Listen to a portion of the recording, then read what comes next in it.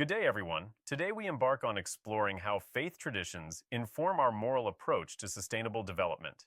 We'll examine the intersection between religious ethics and environmental stewardship, demonstrating how ancient wisdom guides contemporary responses to ecological challenges. Our goal is to discover how diverse faith communities worldwide translate core values into practical action for environmental and social justice. Welcome to our course overview. Here we'll dive into how various faith traditions shape our moral responsibilities towards sustainable development. We'll explore ethical frameworks for environmental stewardship and social justice, linking ancient wisdom with today's pressing challenges.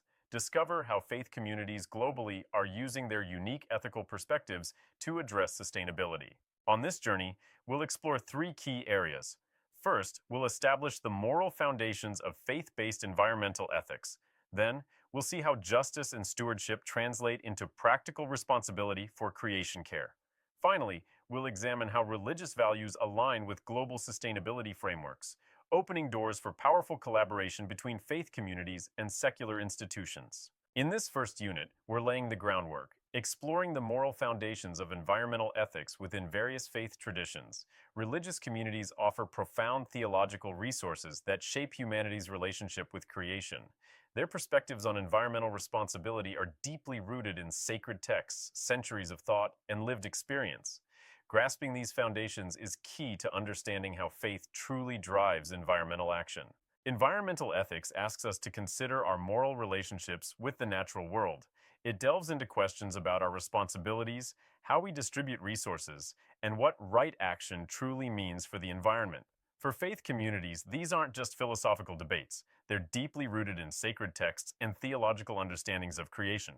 This perspective adds unique elements like a divine mandate, spiritual meaning, and community accountability that often enrich environmental discussions. Here, we're looking at the difference between faith-based and secular environmental ethics. It's not about their end goals, but how they get there, their foundations and motivations. Faith-based approaches draw from divine revelation and spiritual values, while secular ethics uses reason and evidence. Interestingly, both can lead to similar actions for sustainability. However, faith-based ethics often offers a stronger motivation through spiritual commitment and community identity. Despite their theological differences, major world religions actually show remarkable agreement on core moral values vital for sustainability. Think about it. Compassion isn't just for people. It's about caring for all creation.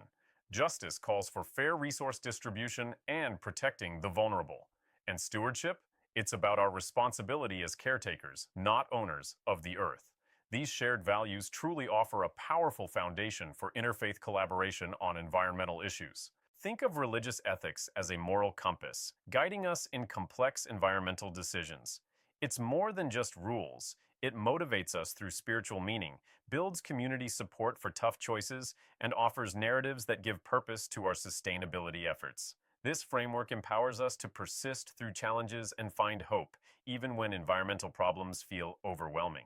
When we look at environmental ethics through a religious lens, actions are considered ethical if they honor divine commands about creation, respect the inherent value of all life, and preserve resources for future generations. For instance, the Green Ramadan Initiative demonstrates how religious observance can deeply integrate environmental consciousness.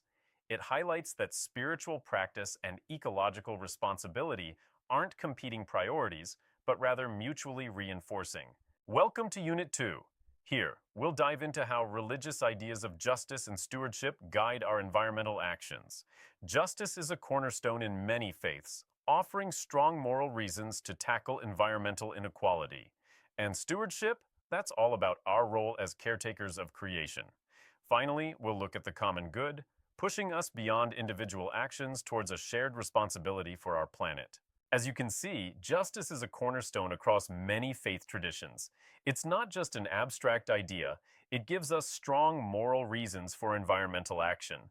Think about fair resource distribution and protecting our most vulnerable communities. Many religious views on justice emphasize both equitable outcomes and involving everyone in environmental decisions. Today, we're focusing on distributive justice, the fair allocation of resources and environmental burdens. Take a look at these numbers. The wealthiest 10% produce half of all global carbon emissions. This stark inequality directly contradicts religious teachings about sharing with those in need. Our faith traditions provide both a moral critique and practical guidance for achieving a more equitable world. Here, we explore intergenerational justice, our profound responsibility to those who will inherit the earth. Religious traditions like the Iroquois' seventh generation principle, the Islamic Amana, and the Jewish Lador Vador all remind us we are temporary caretakers. This challenges us to think beyond immediate gains and make choices that benefit future generations, rather than simply consuming resources without thought. Here, we see how stewardship ethics translate into concrete action. Religious institutions like the Church of South India, with its Green Parishes program, and the Islamic Foundation, with its Climate Action Plan, effectively mobilize their communities for environmental stewardship. These initiatives beautifully combine theological motivation with practical solutions, addressing both spiritual and ecological needs sustainably. Here, we see a fantastic example from the All India Catholic Union. Their Water for All initiative truly integrates faith with environmental action. They combined practical solutions like water harvesting with spiritual practices, such as interfaith prayer services. This helped them address both immediate community needs and long-term sustainability, showcasing how religious communities effectively mobilize both spiritual and material resources for environmental challenges. Here, we explore how religious ethics often challenges our individualistic tendencies, especially when it comes to environmental issues. We see an emphasis on community welfare and mutual responsibility. The Islamic teachings, for example, encourage us to wish for others what we wish for ourselves and envision believers as one unified body. This communitarian viewpoint provides powerful alternatives to market-based solutions that sometimes rely too heavily on individual choice. Welcome to Unit 3. Here, we'll explore the connection between religious values and global sustainability goals. The UN Sustainable Development Goals, though secular, share surprising common ground with many religious principles. This alignment opens doors for collaboration, but also highlights areas where religious and secular approaches to sustainability might differ. Let's dive in. Here we have the 17 Sustainable Development Goals, which represent a global consensus on development priorities through 2030. Even though these SDGs are secular frameworks, their ethical foundations, things like human dignity, justice, and care for the vulnerable, align very closely with religious moral teachings. This alignment creates wonderful opportunities for faith communities to really engage constructively with global sustainability efforts. At their core, the SDGs are built on ethical foundations that resonate deeply with many faith traditions. First, we have human dignity, which affirms the intrinsic worth of every person, reflected in goals like ending poverty and ensuring good health. Then, there's the common good, emphasizing collective well-being through education and reduced inequalities. And finally, a preferential option for the poor, prioritizing the most vulnerable, a principle central to most religious traditions. It's striking to see the strong alignment between the SDGs and religious teachings. For instance, biblical commands on caring for the poor directly support poverty elimination goals. Similarly, Quranic teachings about water as life source align perfectly with clean water objectives. This shows how religious communities can embrace global frameworks while upholding their unique theological perspectives and motivations. While faith traditions often align with global goals, they also offer significant critiques. Many leaders suggest that frameworks like the SDGs focus heavily on material well-being, sometimes overlooking the spiritual dimension of human flourishing. We also see concerns about the emphasis on economic growth. Religious environmentalists often advocate for simplicity, echoing Pope Francis's idea of ecological conversion, where less is more. While secular and religious sustainability frameworks often pursue similar outcomes, they fundamentally differ in worldview, motivation, and success metrics. Religious approaches emphasize spiritual transformation alongside material change, are motivated by divine mandates rather than human agreements, and measure success through holistic well-being, not just quantitative indicators. These differences create both challenges and opportunities for collaboration. Religious institutions truly have a powerful impact on policy at all levels. Think about the local Eco-Pesantren in Indonesia, driving grassroots environmental education, or the national efforts, like the Philippine bishop's successful advocacy for waste management legislation, really shaping policy. These examples highlight how religious organizations can leverage their moral authority and vast community networks to drive significant environmental policy changes. In this fourth unit, we're diving into the complex ethical dilemmas within sustainable development. These challenges often pit competing values against each other: economic growth versus environmental protection, local needs versus global concerns, and present benefits versus future costs. Religious ethics offers valuable frameworks like justice, stewardship, and the common good to help us navigate these moral complexities. Here, we explore how various religious traditions offer powerful alternatives to our current growth-focused economic model. Think about concepts like Sabbath rest for the land, Buddhist sufficiency economics, Franciscan simplicity, or Gandhian village economics. These aren't just abstract ideas. They prioritize overall well-being, not just accumulating wealth. They suggest our economic system should truly serve human and ecological flourishing, rather than constantly pushing for endless expansion. These perspectives really challenge our conventional ideas about development. When we look at development versus conservation, we're dealing with some really complex moral challenges. Religious traditions offer valuable ways to think about these dilemmas. They encourage us to weigh immediate economic benefits against long-term environmental impacts and balance local community needs with global concerns and the rights of future generations.